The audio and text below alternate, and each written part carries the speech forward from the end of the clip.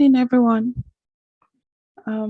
Please kindly confirm if you can hear me before I start.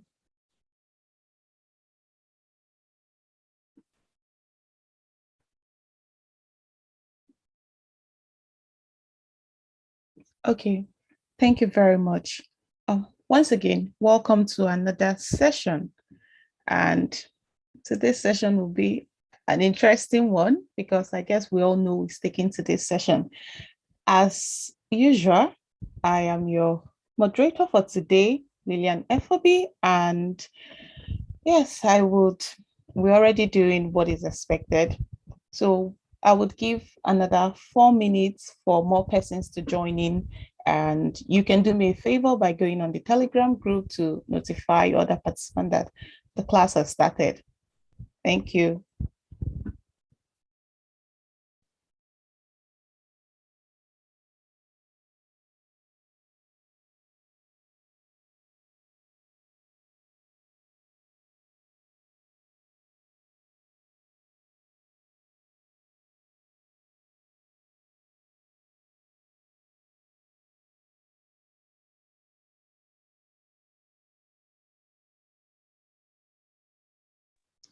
Good day, Lillian. Hello, Lillian. Are you there? Can anyone hear me?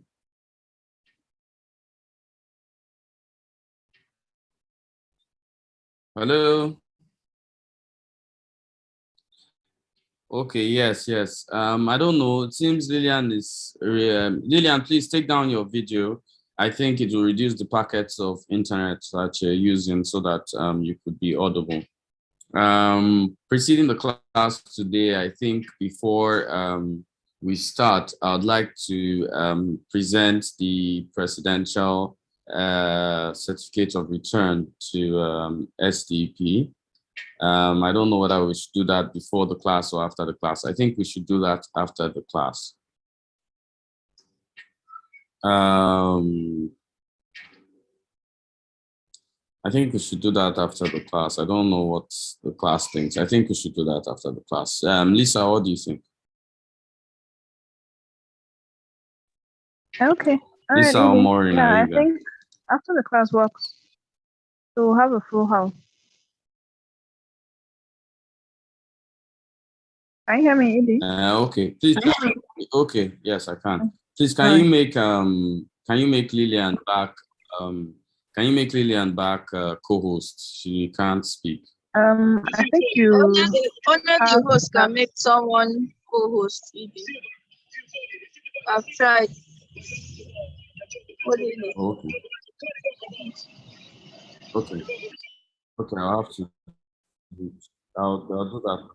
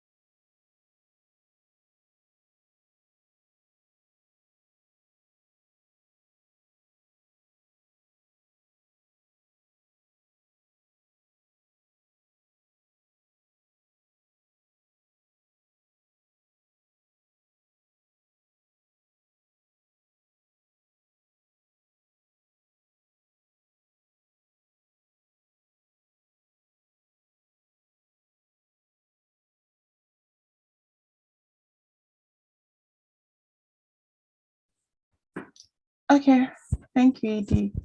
Once again, good evening, everyone, and welcome to today's class on the myths and realities in politics.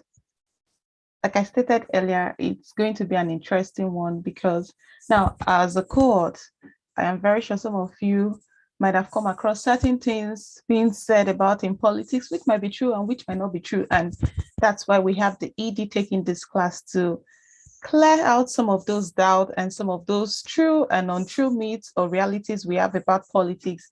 I just hope you have your writing paper and pen with you and also get your questions ready. So we all know who the ED is, and so I wouldn't be reading his citation, and I would pass it on to the ED to begin the class. Thank you.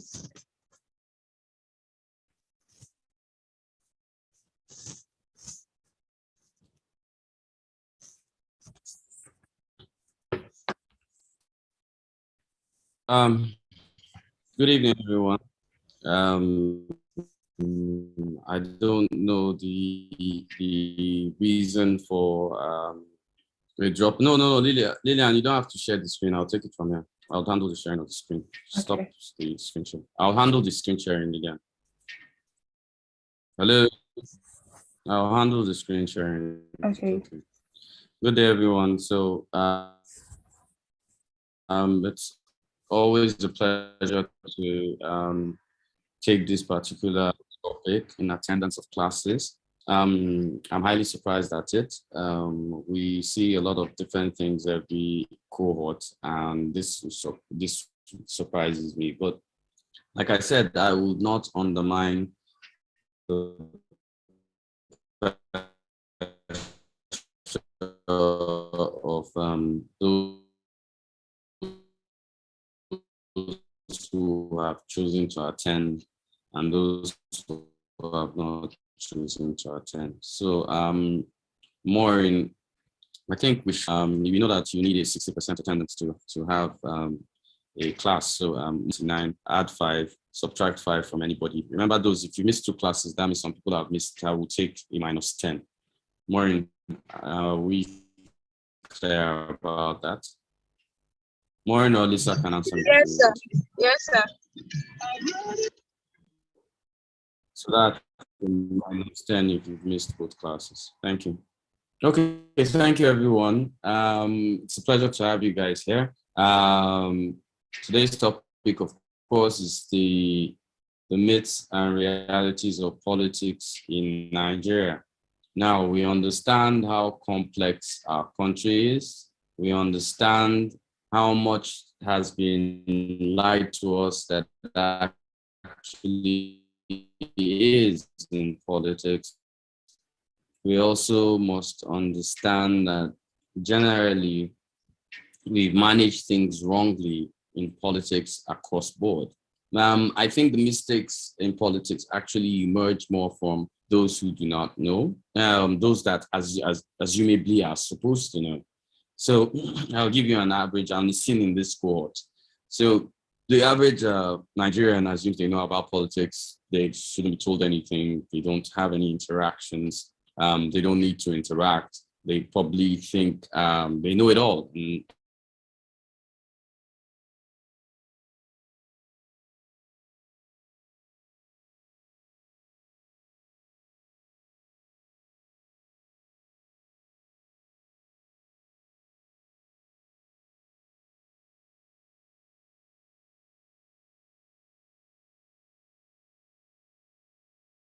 It's easy and just, push the parameters you wanted to push it without actually concentrating on what exactly is and isn't. But we must understand a lot of things are not as they seem.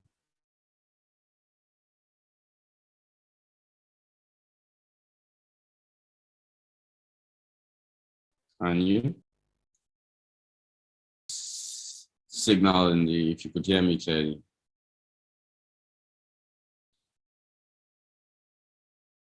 Yes, we can, Eddie. Okay, thank you. You know, it's kind of very quiet. So I'll go to the first slide. So an introduction. Of course, let's first start with what myths Your audio is breaking are. up a So bit. myths are things that have traveled, you Back. know, across time, and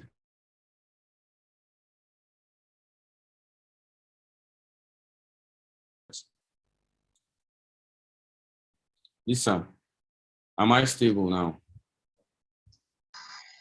Yes, you were breaking, but I think you're back now. Yes, I said, am I stable now? That was the question I asked. Am I stable now? Okay, yeah, I think it's much better. Okay, so myths are generally down, or things that have been said which are necessarily not. And there's a concept: what the ears hear, what the eyes see, the mind believes. So we might have developed some things which are not necessarily an action of what actually is, but more of what culture has created for us in politics. Realities, of course, we know what that means, and that deals with the matter. So there are key indices that births myths and deals realities in politics. The first one would be poor political literacy. I'm sure if there's any class you've ever had with me, I've drummed and drummed and drummed on this. Now, it is so bad that I think yesterday we had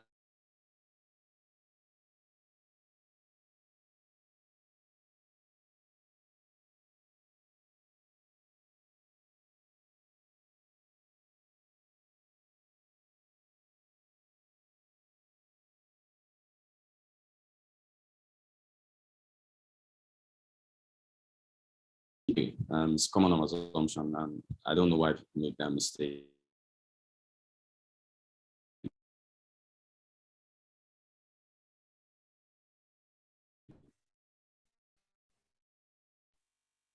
You're breaking up again.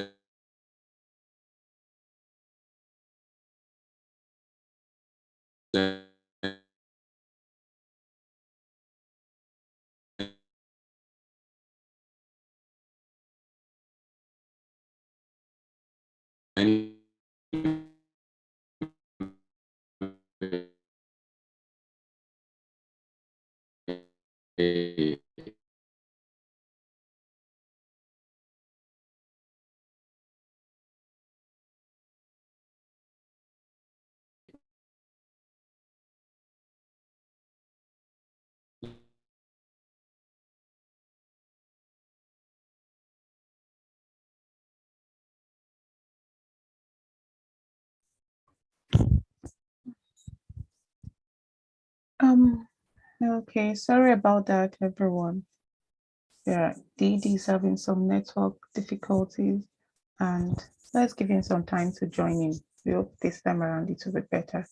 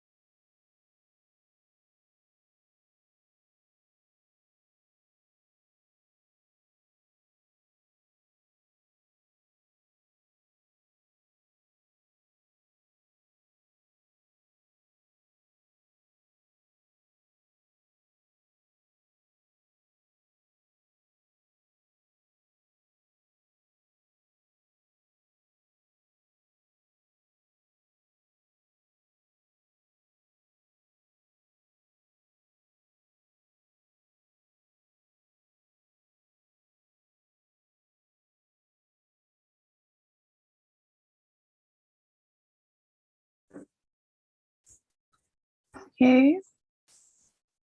Whilst we wait for the ED, he joins in very soon, like quickly.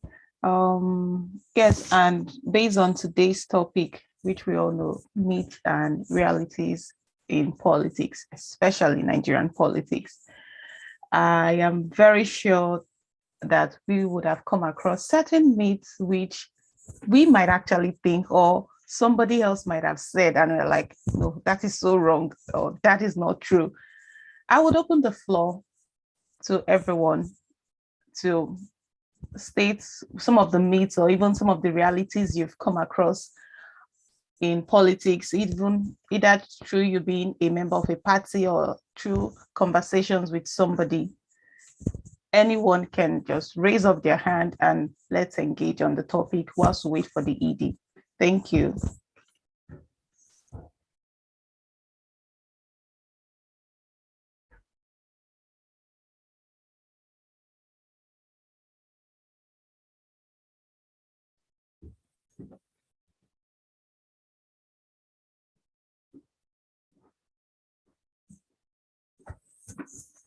Oh, should I call out names or since nobody wants to indicate? We're all here to learn, remember. So I would call out names and put you on the spotlight.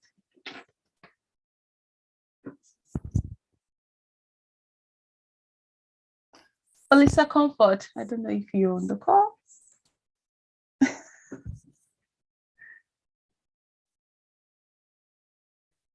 Ooh. Alyssa Comfort, are you here? Do you have something to say on this?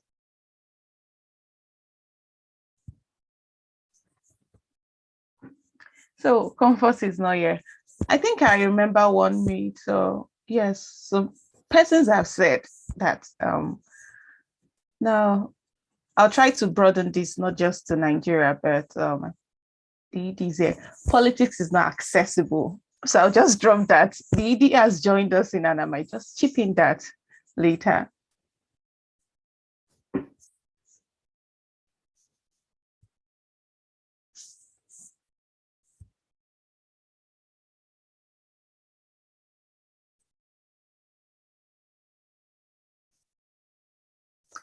Okay. Let's wait for the ED to unmute it. Chioma, I'll give you the floor, but let me just quickly add on my point where I said some persons have said politics is not accessible.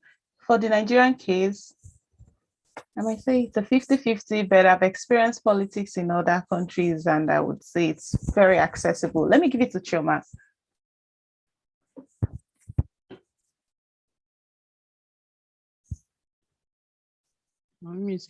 Hello, good evening. Good evening, Chioma. All right. Happy Sunday.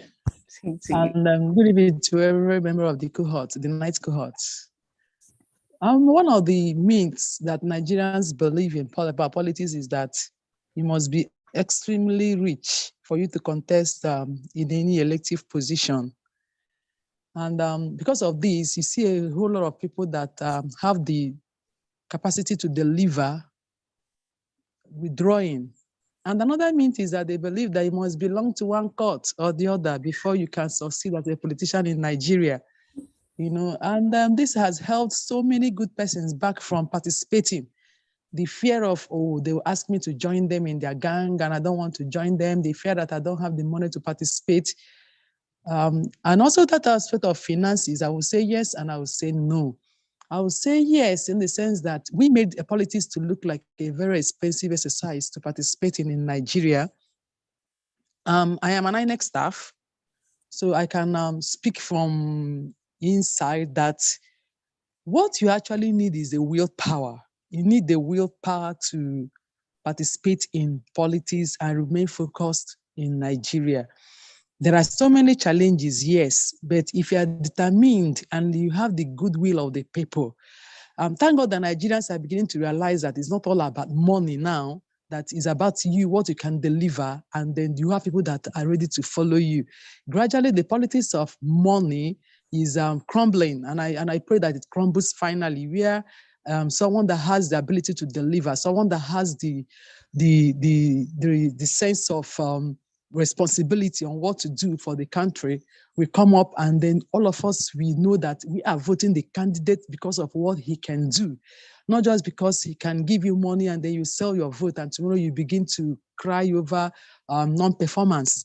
So gradually that myth of if you don't have money, you cannot participate in Nigeria is crumbling, and I pray it crumbles finally. And then the myth that you must belong to a court, it is not true. It is not true. I've seen where people participated and then they don't need to belong to anything. They just stand out on your own and then you have followers.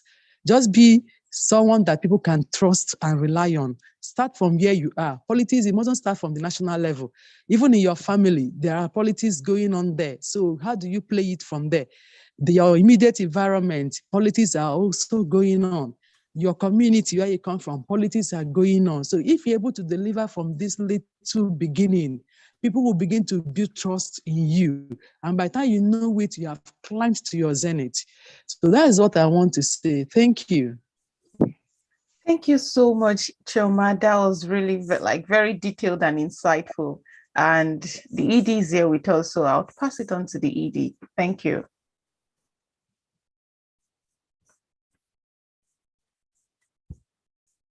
Well, I'd like to say, I don't want to say it's village people, but must blame somebody. Anyway, well, I'm sorry for me being out and I'm back. I've switched internet and I hope this actually works. Two of my Zooms were crisscrossing, my personal and the electoral college. So I don't even know which one I'm signed in. I think it's electoral college. Okay, it's electoral college that's signed in. So anyway, I'm back. We were talking about the key indices to meet and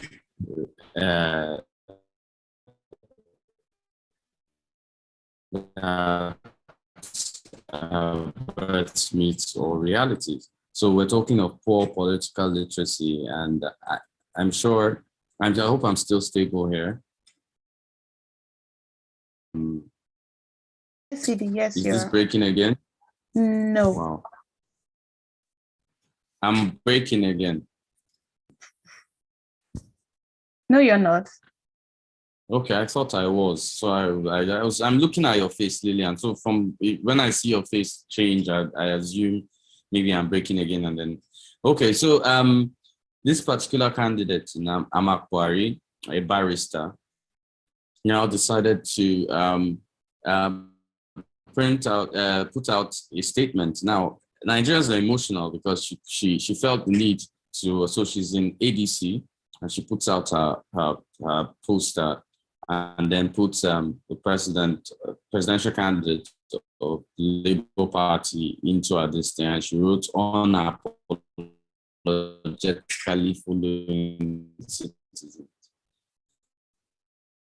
Now, you expect a lawyer to know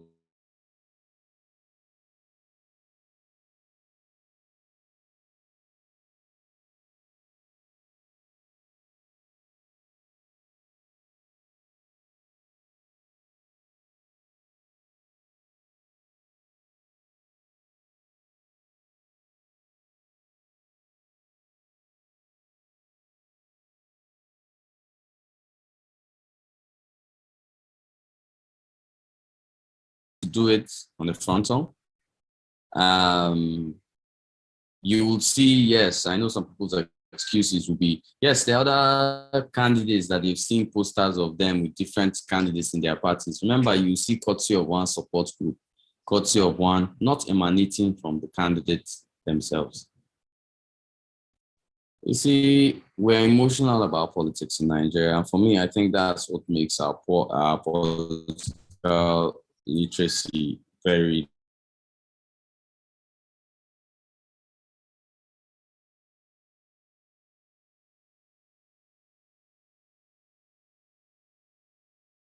those positions first.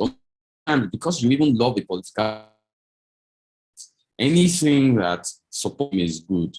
You know, I think in Nigeria we're very key to playing us and them. We love us and them very much. It's a game we love very much. Once it is us, and I noticed this on social media, and we're all guilty of it. Once somebody you like makes a statement and somebody mentality, you don't even ask what exactly is going on or what exactly is right or wrong. You don't even know anything. You'd see people who probably read African languages arguing about the petroleum, the PIB bill. And, you know, it gets to a point where you start to ask yourself, what exactly are we doing? Anyway, on to the next point, which also affects myths and realities, will be defects in the fourth estate. Now, if anybody here works for the press, and I know they don't like hearing this, but, you know, it's so funny. The other day, I was trying to watch a Wiki conversation. You know, he's been on TV a lot, and I just said, you know what, I was bored. I think I just came in from Open State, and I was bored. I just go home. I just was on TV, and no house was quiet. So I was like, let me catch up on something. And then I just saw on TV, and next thing I saw Weekend, it was Media Chart, and chart was spelled CHART. That's not the only thing media is guilty of. Most of the time, they'll say they want to have a political discussion. They just bring in two Alsatians and watch the Alsatians back at each other. And these Alsatians are usually from APC and PDP. In the end, the people watching do not get anything. It's like when you're hearing two dogs barking constantly, you will not pick anything relevant from it. This is minus the misnomers in the fourth estate, especially when they want to call somebody aspirant or candidate. They make a lot of mistakes. So defects in the fourth estate, most of the time, it's a big problem to you know, myths and realities of politics. Now, influential perspectives overriding individual thought. I'll tell you something. Some people are close, and being liberal, I'm considered close to some people who are social. But I would also tell you that we have disagreed a lot without even fighting. We've agreed to disagree on a lot of perspectives. And this is not because I'm more interested in governance and its direction more than I am in any other thing. And when I'm looking at it, I try to say what is right from my own on the geo on social media says or likes something. I can tell you that there are people that if a particular person likes or makes a statement, they don't read, they don't care, it's right. And anybody that comes there to mistakenly challenge, even with regard, you're going to see your whole light up and full herd mentality.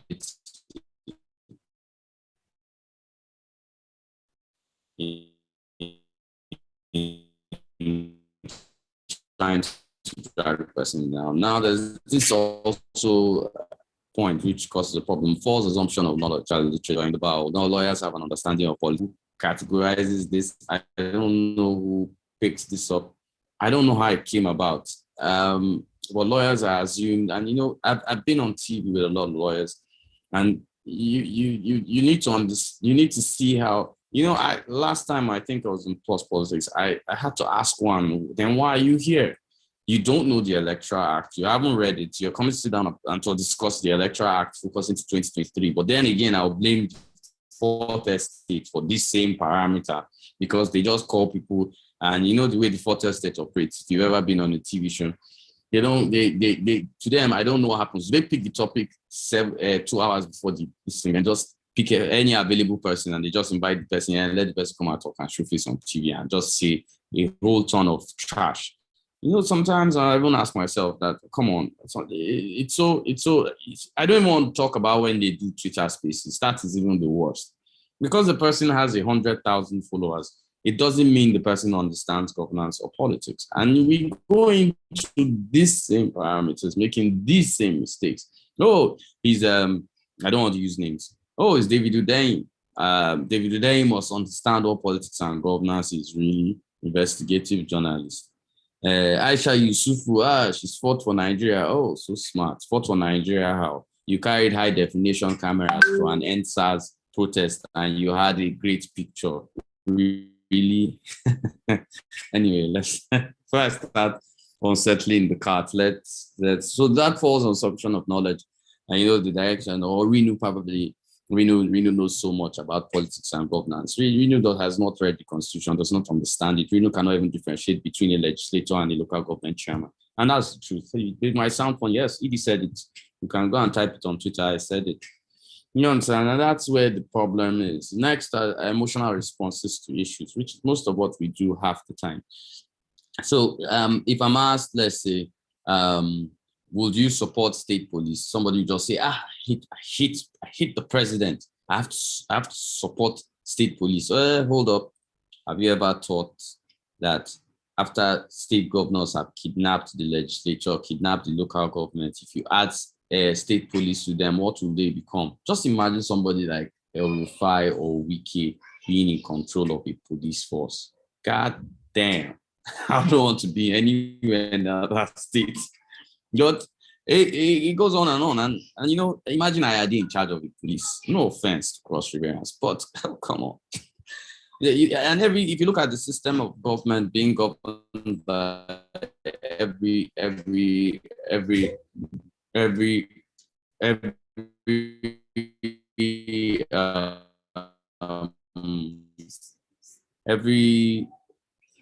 massive country, you realize even when you watch your sheriffs, and you know, you see it in your movies. I don't know why you haven't translated that to mean that LG police actually is the functional way large countries go.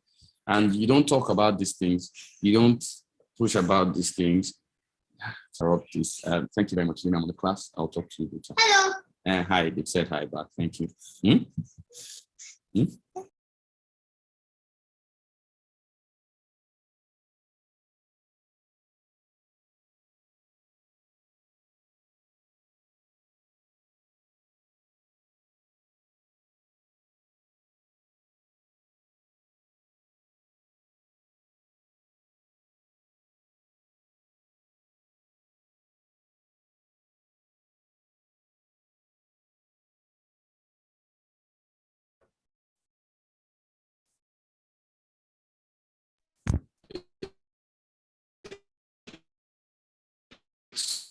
Sorry about the interruption.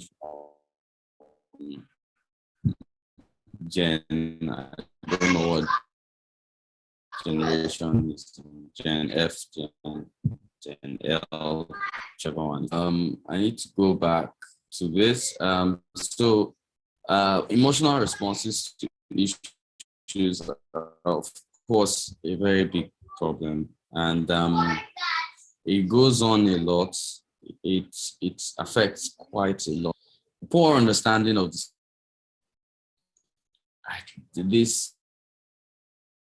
just to understand that NSAS. The problem doesn't even, you have even down to think of the two things. Police is on the Attorney General and the Minister of Justice serve at the pleasure of the President. Where is separation of powers going to come from? And these are rare questions we don't ask ourselves. And these are things we don't think about. And then we start the argument up and down. Oh, Lord Lugard is responsible.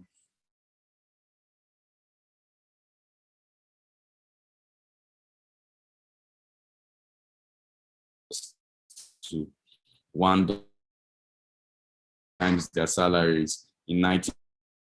And Lord Lugard was not the problem. Meanwhile, he had been dead like 40 years by then. But now in 2022, it is very intelligent to blame the issues with our constitution on even the late Queen of England. Really, kudos Nigerians, very smart. I believe we've been independent for 6 years. Of that 57, Queen has not headed Nigeria's government. The culture of slavery is the president. I can tell you most people do not even know who's running for State House of Assembly. Most people do not know who's running within any parameter. No, we are concerned about, hey, I'm obedient, hey, I'm articulated, hey, I'm batified, hey, what do Kwankwaso call these people? I've not thought. I'm of the Kwankwasia movement. I was trying to make it this thing. But of course, there are about 12 others after the ones I mentioned. There are 12 others after the ones I mentioned. And or you might be Sorid or Sahara. I don't know what to call his followers call themselves. So we've always concerned ourselves about the president. The president only exists. The president is what we exactly think about. That's all. People do not even know the kind of people that are becoming. Imagine no offense, but imagine the governor of Kano State being the present executive governor of Kano State being a legislator, Ganduje. What? Oshimole is going to the Senate. What? That's a big problem. And it's just kind of cool. I think Chimaroke Namani is going to the Senate. I don't even want to think about this. Oji Uzokalu. Okay, please, before I have small cardiac arrest, can we just continue with the class? So move to the next slide. Now the myths, political parties. There are a lot of myths about the political parties. First, they do not have ideology. Before I first intro this out, first like to tell you, I've had the privilege of serving as a National Publicity Secretary. I've worked on constitutions of about 3 parties, including the APC, which is why I keep saying that the APC's constitution is probably the most recent, the most dynamic and stronger. Them following the constitution is another, following the party constitution is another ball game, please. Let's not argue, let's not get caught up or be emotional. The constitution is fine. It, of course, would not stand up and hit the politicians on the head. The constitutions of the political parties are fine. The ideology of the political parties are fine. It's common knowledge that most, I would like to say, industry activists will tell you, political parties, their constitution is useless. There's no ideology. And then the uneducated electorate,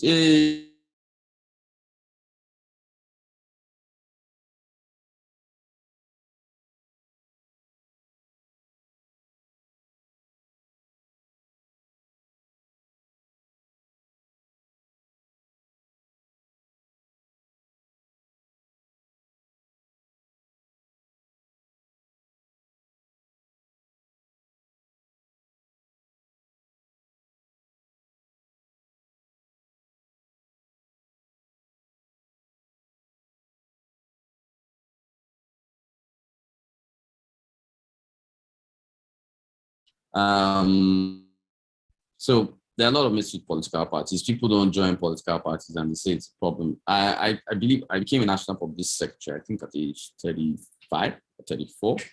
And I've been director of strategy. I've done a lot of work. People won't join political parties. They'll say if you join, they won't even, they won't answer you. You register, they won't contact you. Hey, when you are joining Believers Love World, before you decided to, no offense, please. But when you're joining Believers Love World, this is just an example. Please, nobody should take this thing personal. Please, I'm begging you guys. I'm just being funny.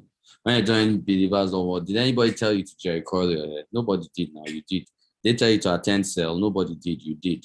And then you now started moving up, moving up within the system. Now you're a worker in the main church, and then you're asking yourself within a political, if you want to serve, it's a decision to serve.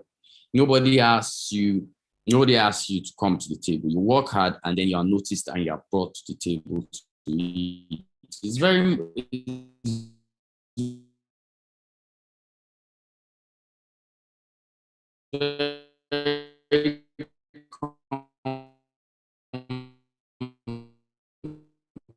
conversant to women, usually talking about, I've run for office, I can't say never. I would say when the night, but it was a phone kind of meeting. It was their media. So it was not a meeting where we came out but they just canceled an election away, and they canceled it at about 1 a.m. And we had paid polling agents and whatever. So you can imagine how everybody felt about the system at the time.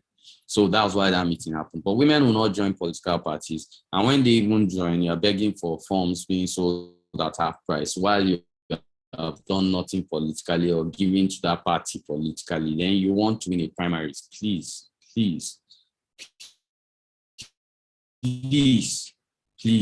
I'm an advocate for inclusion. But if If you have not availed yourself for the chance, it's not going to happen. And that's something we need to start to tell ourselves the truth. But anyway, enough about PVCs and political advising. Now, there's another massive myth that PVC drives will improve electoral outcomes. I'm sure we understand that this will not affect anything. PVC drives are good. It's not bad. But to translate to electoral outcome, number one, it's just like saying, it will be like saying, let's employ, no. To be like, let's give all the citizens in Nigeria guns, then maybe we might have more peace. The problem is, you don't know how the person you are giving a gun is going to fire, whether he's going to use it for good or for bad. So you've brought out PVCs, you've told everybody get PVCs.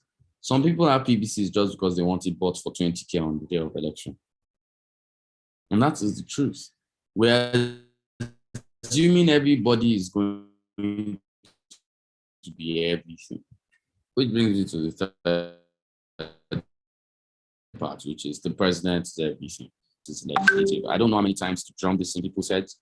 I don't know whether we have to make it a paper when a child is born, we'll do surgery, open the child's head and put it as a stick of paper into the child's brain, then cover it back so that Nigerians will get that the president is not everything. We've dwelt so much on the presidency, which has given a full leeway for governors not to be sensible, for the National Assembly not to understand what they're doing, for generally local governments to refuse to adopt, do anything. Everything is the president. Even they blame the president. Imagine members of the National Assembly blame the president on signing the Electoral Act. Hold up, you can summon the president. Ouch. Okay, but they won't tell you that. They can't only summon, they can impeach. Ow, that's it. That's even a bigger thing to do. But they will blame the president like we are citizens, as if they are not part of it. And then some common sense senators will come to national TV and be telling you how Nigeria can move forward without putting it in the house and passing 0 bills in the house.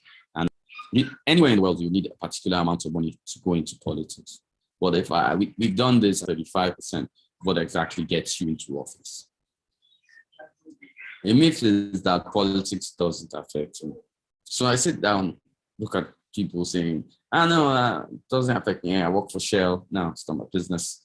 Somebody say, Akune, and I just still one massive real estate deal doesn't affect me. And all of a sudden, when he has a problem with the Land Use Act, he's running around like a headless chicken. How would you think that politics doesn't affect you? If there's anything that affects you after your boyfriend, your girlfriend, your lover, it is politics, trust me on that, more than even your family. Politics interfaces with you every day. NEPA takes like failure of politics, 120 naira. Though we started buying Indomie at I think 15 naira. That Louis Vuitton bag that was 300,000 when you were saving, now all of a sudden it's 550,000, not because the bag price changed, but because everything, the cost of dollars and everything moved up and changed instrumentally. Politics always affects you regardless of how you choose to look at it, how you want to think about it. I feel it even affects you more than your spouse. But a lot of people will not want to agree to this because you don't want to care about it. Truth is, politics does affect you.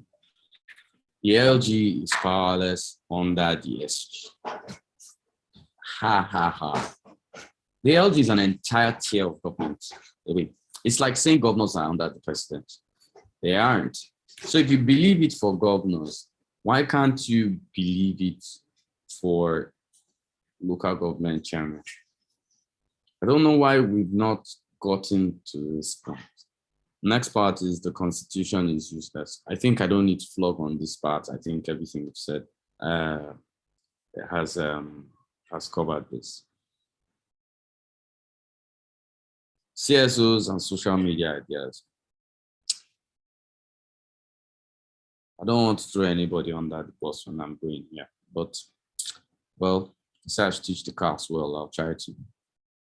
So there are lots of civil service organizations that exist in Nigeria.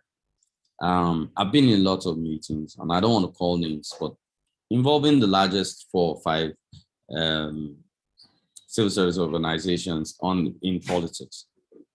And you hear arguments by, sorry, I like punching lawyers a lot, by lawyers and people in these CSOs who have decided that CAC is the one that registers political parties. And that's not true. And, we have this argument. There was this one that went so far that they had to call the executive secretary of CAC to confirm or to check with that. And it was a problem.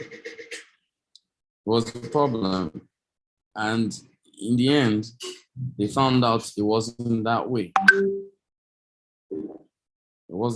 And then you get to find out that some things are just social media ideas. Some things are not well thought out. And that's because most people that are in these CSOs have a very little exposure to social politics generally, or politics as is, or haven't learned the way it is. And you get this more of emotional responses to things, which kind of drives or creates quite a bad situation most of the time. But no offense. Another myth is that a vote for a small party is a waste of your vote. Now, this will sound smart. So you find out that the people that are ballot snatching and rigging are the ones who told you this. So it's massive hypocrisy. Anyway, I'll proceed to the next slide.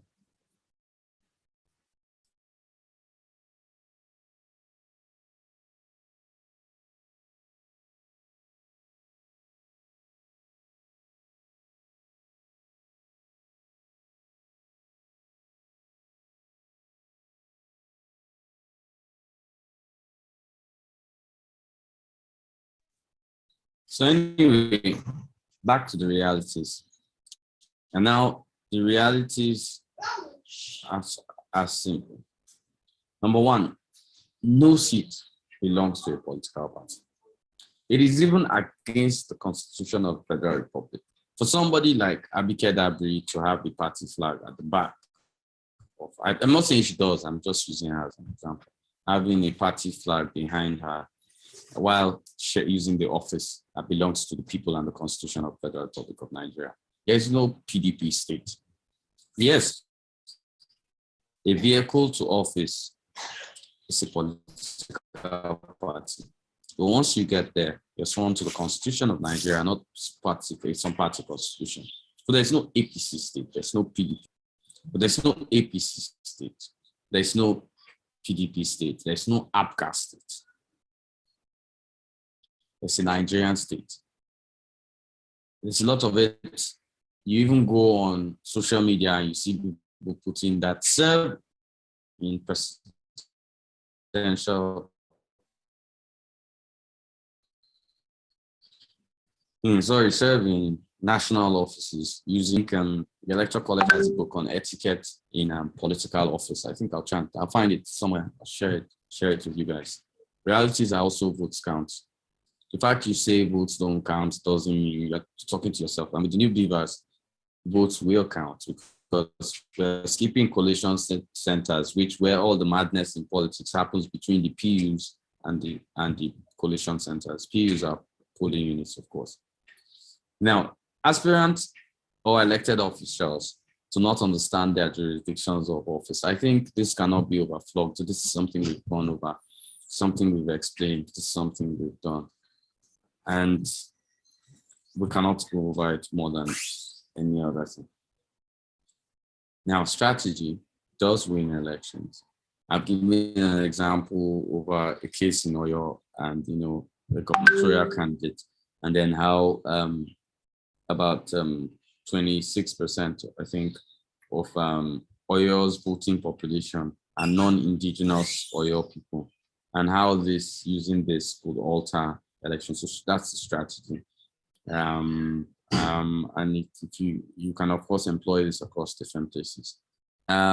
the truth is, there's something about Nigeria. Everybody kind of mortgages their responsibilities and believes, if we vote in Peter Obi or Atiku or BAT, Nigeria will be good. No, Nigeria can never be good till we all unanimously together put in the work to ensure that Nigeria becomes a country, functions as a country, behaves and acts as a country.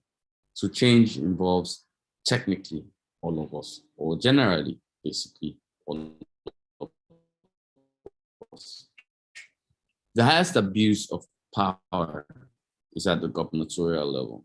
And we've spoken so much about this in previous classes. That's as regards the abuse with the state legislature, the abuse of local governments by state governors. Come to think of it, there was an election, a local government election in Osun State on yesterday, the 15th. And for them, this comes good for people that clamor a lot for restructuring, etc. And it comes to a point where they've restructured. So Osun State has its own state electoral commission, OSEIC, or Osun OSIEC. And they do something fantabulous. They only allow one party successfully register for its local government elections. And what we're hearing was on the ballot was yes or no.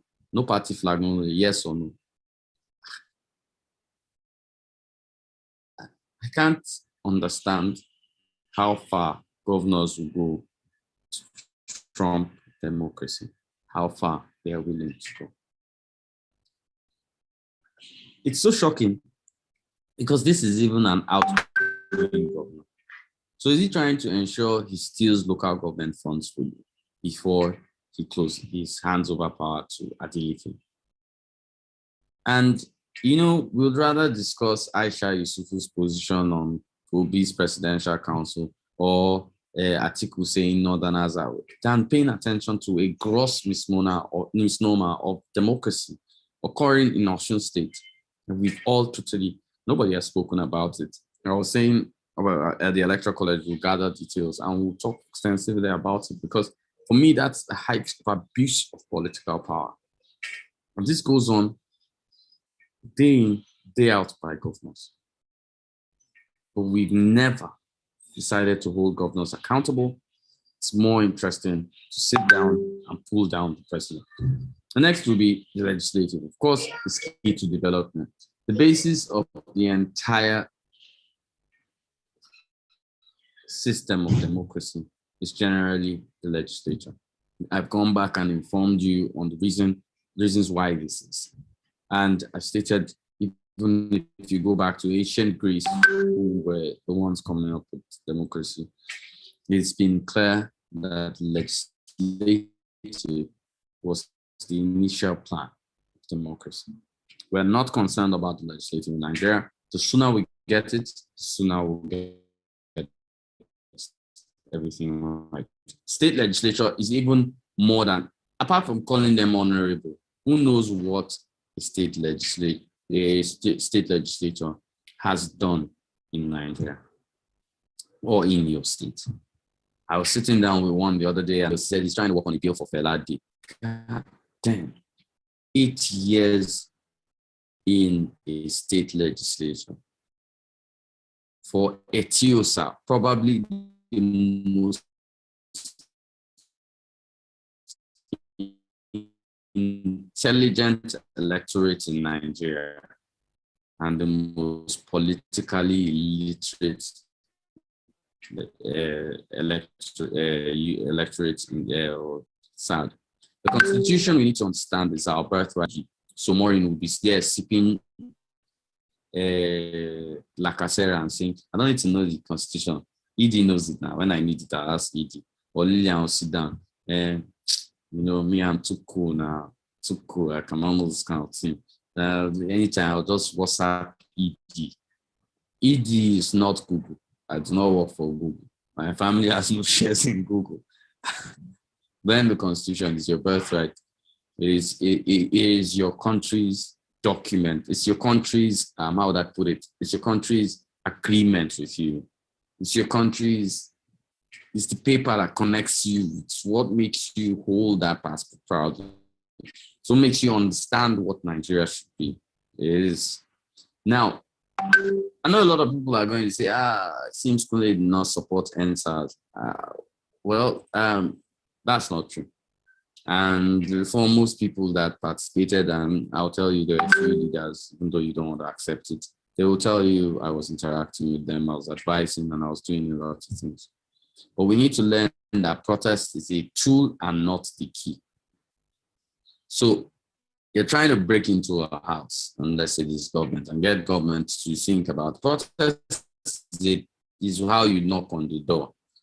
But protest is not what opens the door. What opens the door is deliberations, communication, and a lot of other things that puts together a lot of. But no, we want to protest, we want to jump, we want to do this, we want to do that. We want to ensure that these things are done anyhow.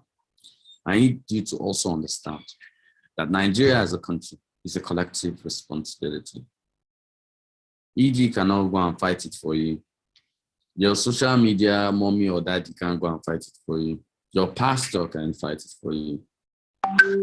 And permit me to say, even God is not going to fight it for you. You should not take the necessary adequate steps as a citizen. We need to understand that country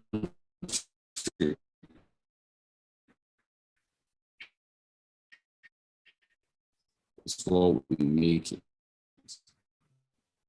A lot of people have sacrificed for the kind of the countries you want to go to.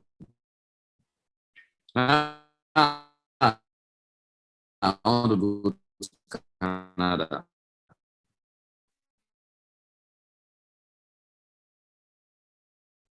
You know what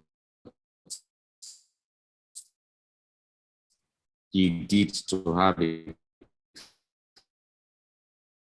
Canada that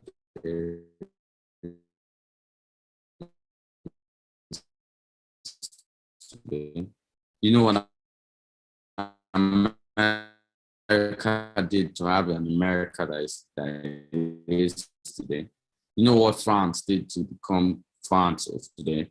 Do you know what the United Kingdom did for what it is today?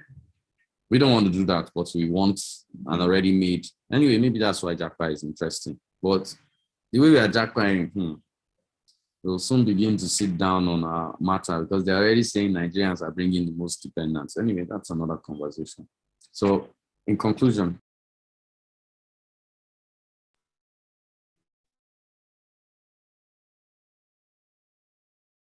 you know, just at election time. And it's not something that happens just with one event. It's one not seeing what's going on. Hello, can anybody hear me? Yes, we can, ED. No, you're still breaking a bit. Everybody keep quiet. We can hear you, Edie. I've concluded the class and I was like, Lillian. Yeah, I had the conclusion. I thought you were going to say something for that. Thank you very much, Edie. And you've absolutely said it all. You've enlightened us. Not only did you look at the myths, some of the things that might make us want to stay away from politics, but you also looked at reasons or causes that if we decide to stay away, these are obviously the things we would get as a repercussion. Thank you so much. And I would love to open the floor for questions. I believe we should have questions. Edie has said so much, and there are some things that obviously will need further clarification in our hearts or in our minds. We can use this opportunity to ask Edie questions. Okay, please, if we have any question, let's kindly indicate with the thumbs up button.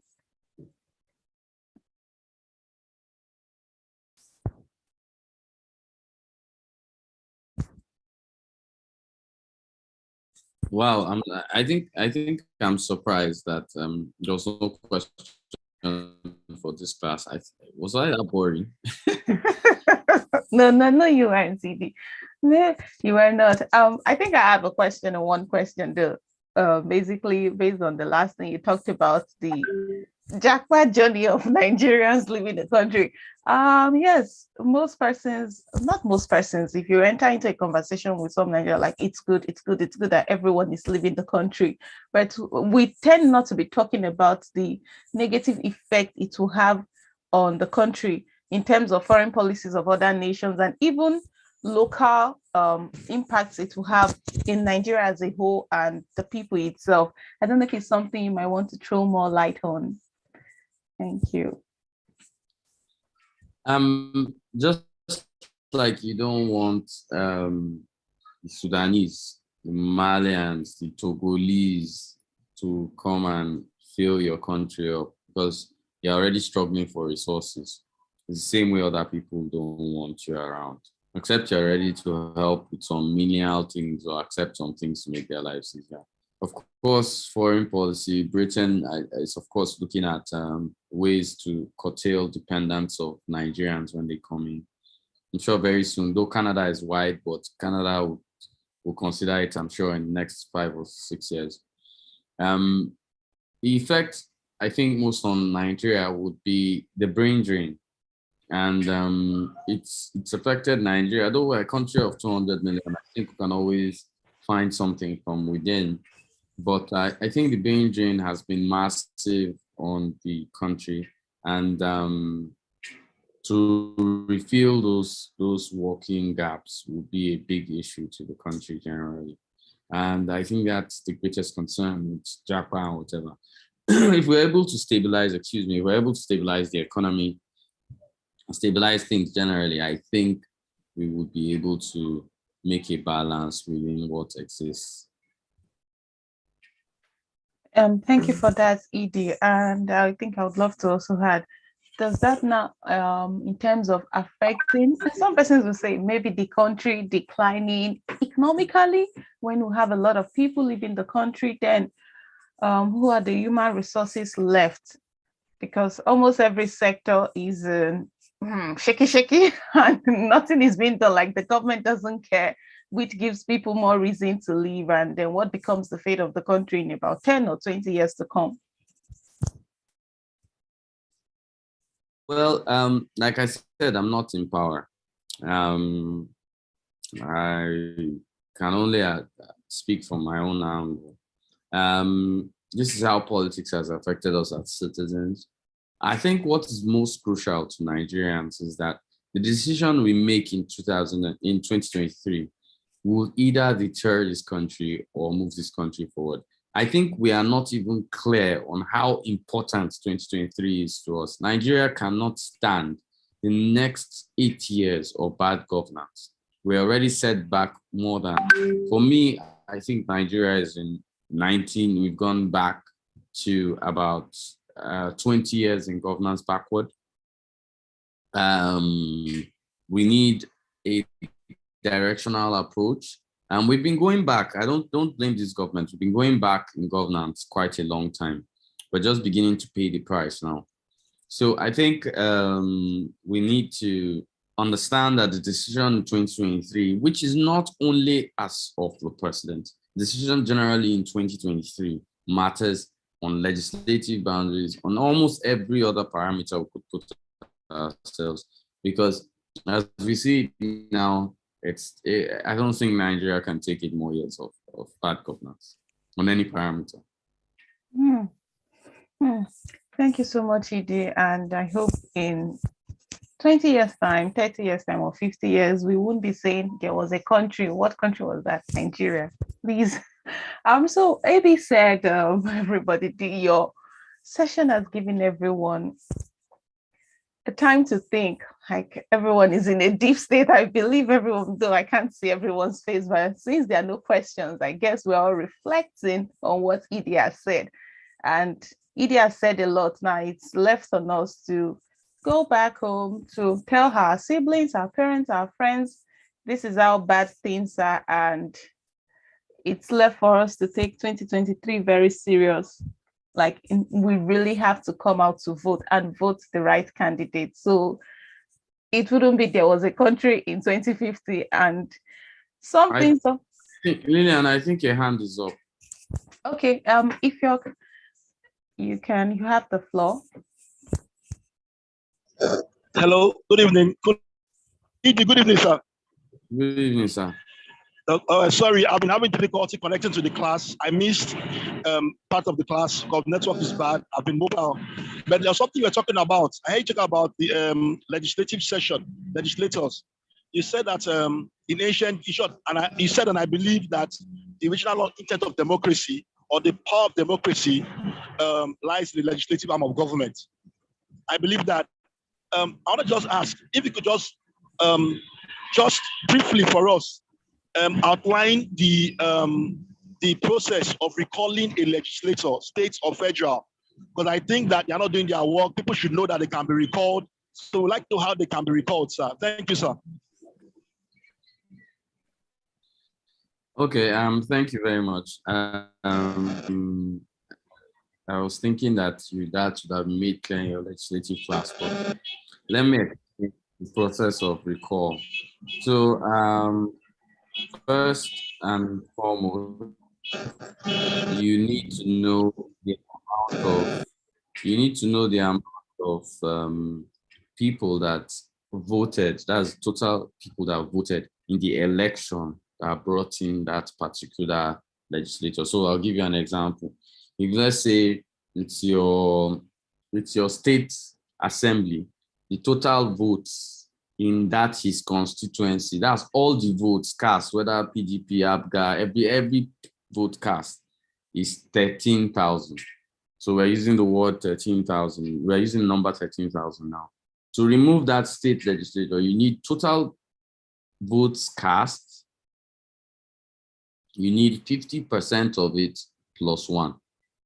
So 50% of it is 6,500 signatures and PVC numbers, 6,500 plus one, meaning 6,501. Once you have that, the legislator is going, it's not going through any court, it's not going through anything. Once you have that, INEC notifies the House immediately, the speaker or that's speaker in case of the State House of Assembly, INEC notifies the speaker and the guy is recalled, and INEC must do an election in 90 days. That is the process of recall. Now, if you're expanding to National Assembly, same thing, just larger numbers. It's the same thing virtually. Thank you so much, Edie, for that. I hope Edie has answered your question properly. Somebody's hand is up. Okay. Yes, Ibrahim, please, you have the floor. Hello, Edie. Good evening. Good evening, sir. Yes, sir. Thank you for the lecture.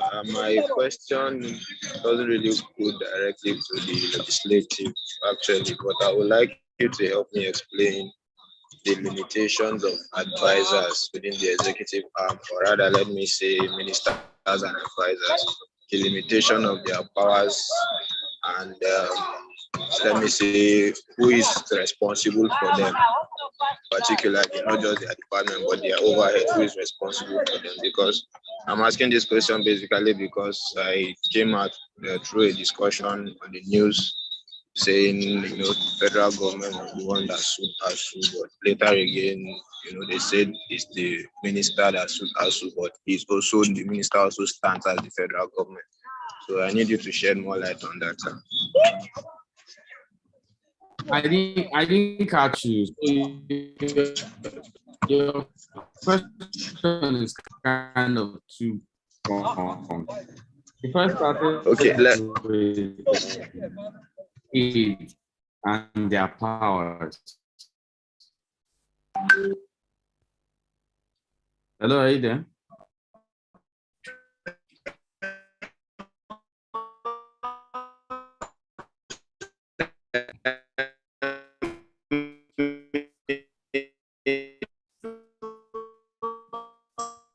Hi, Ibrahim, you're breaking.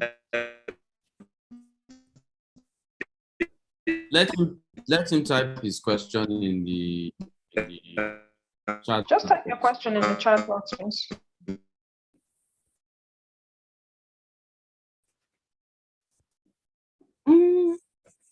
I think I had some of the questions Ibrahim was asking. He was basically asking you to shed more light on the ASU and federal government's in terms of ASU suing the FG, and then I think he said he had reports that it was the FG that sued ASU, whoever was suing whoever. Lillian, Sir. I would have loved to answer that question, but this is not the class to answer that question. Okay. I don't like leaving the topic that we have. And, you know, I think it's something common in Nigeria. We leave the topic of discussion and jump into something that has totally nothing to do with what we're talking about. Okay, ED. So the day that topic meets, yes, I would answer it. Or he could ask me privately on Telegram. But here, no. I'd rather pay attention to questions that have to do with this class. I don't like the sound of my voice that much. Thank you. Okay, Edie. Thank you. Thank you very much. Lillian, are you there? Yes, I can hear you.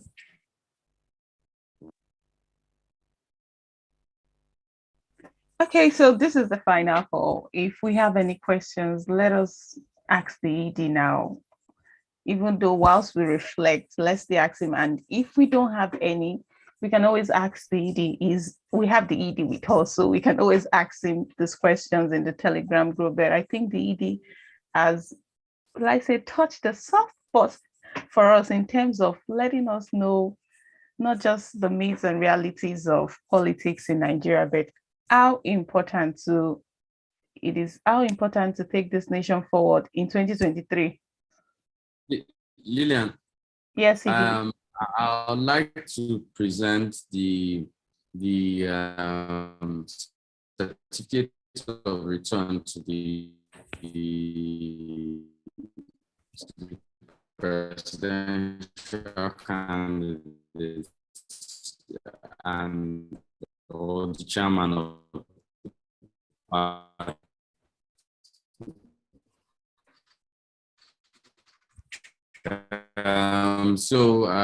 This was something we needed to do. So is SDP here. The person should raise up his hand, the presidential candidate or the chairman of the party. SDP is totally missing today. Is there anybody in SDP to He's here. This, since the presidential candidate is not in class. The presidential candidate is actually here. Then unmute them now. I can't.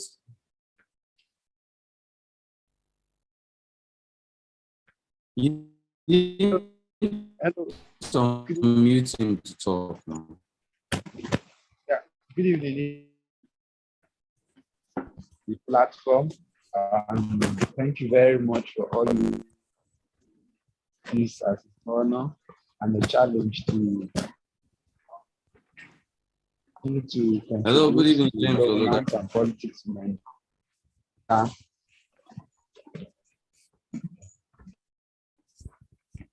Good evening, sir. Thank you very much for this platform.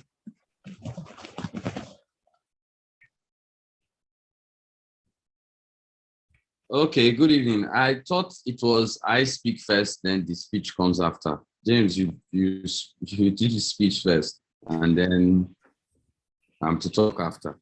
So on behalf of the Electoral College Nigeria, the Office of the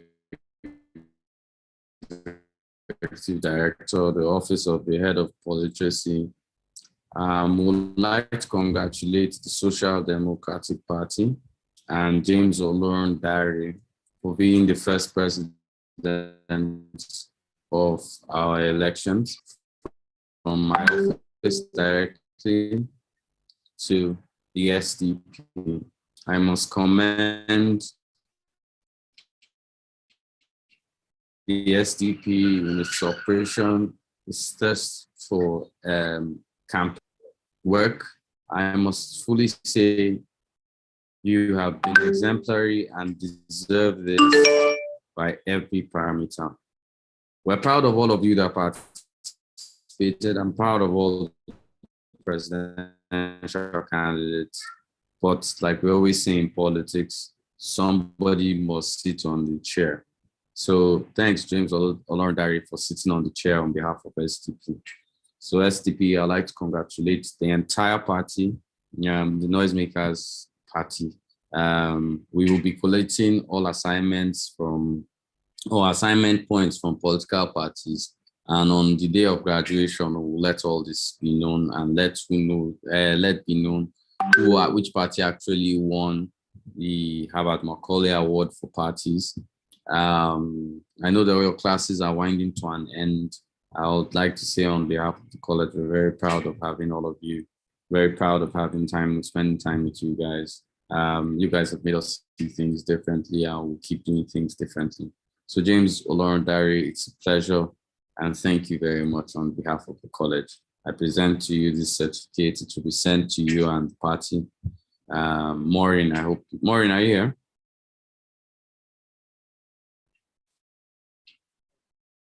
Yes, sir, I'm here. Let's ensure the certificate goes to SDP today. Thank you very much, James Olorundare. Is the chairman available here? If you want to say something, the chairman of the SDP or someone from the SDP. Just raise your hand if you're one of them so that we don't keep everybody. Could we make this snappy? Okay, nobody is speaking for the SDP. Faith, stop telling me the chairman is here. I clearly instructed that he should raise his hand. Simple. So I'll ask you to unmute. You can unmute. Good evening, Eddie. Good evening, Samuel Obimakinde. Yes, sir. Good evening, sir. You mix two politicians' names. It's actually a compound name, sir. Yeah. My network is a little bit bad here. I hope you can hear me, sir.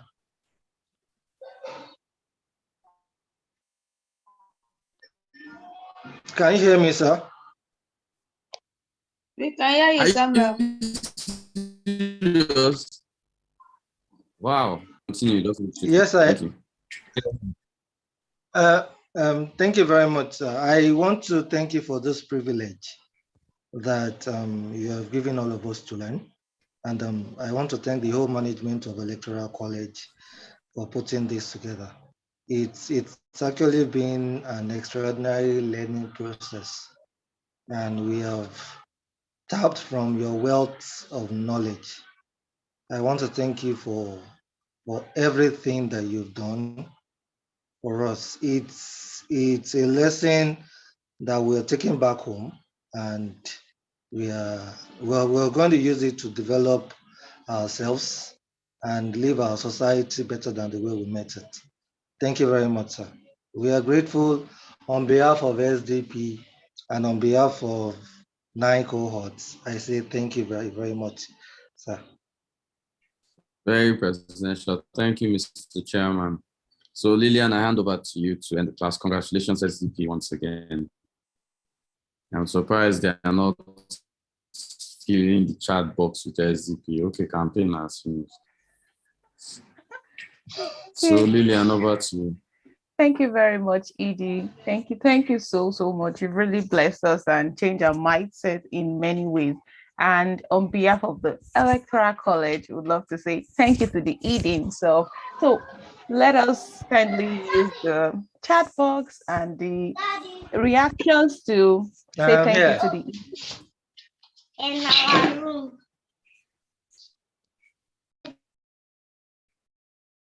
Please let us unmute ourselves. Yes, I think I'll unmute everyone. Let us appreciate the EDs for today's class, and not just have we gotten the knowledge, but please tell your friends, tell your family, tell your brother. All you ED, we love you. Thank you very much, sir. Thank you very much. ED, you're the bomb. You're the man. Thank you, sir. Thank you, Thank sir. you. Yes, Thank sir. you. We're Thank grateful. you. Very grateful. Thank you, sir. Thank you for everything. Thank you. Thank Thank you, Edie. Thank you, ED. Thank you, boss. Thank you, sir. Thank you, sir. We'll close now. Mongo Day.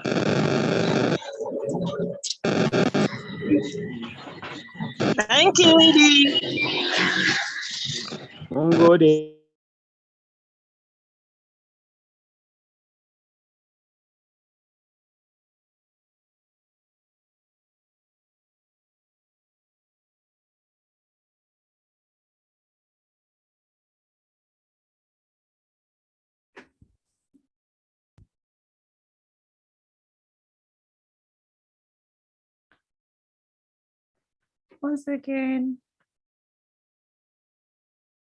Once again, thank you so much, Edie, and thank you everyone for joining today's class.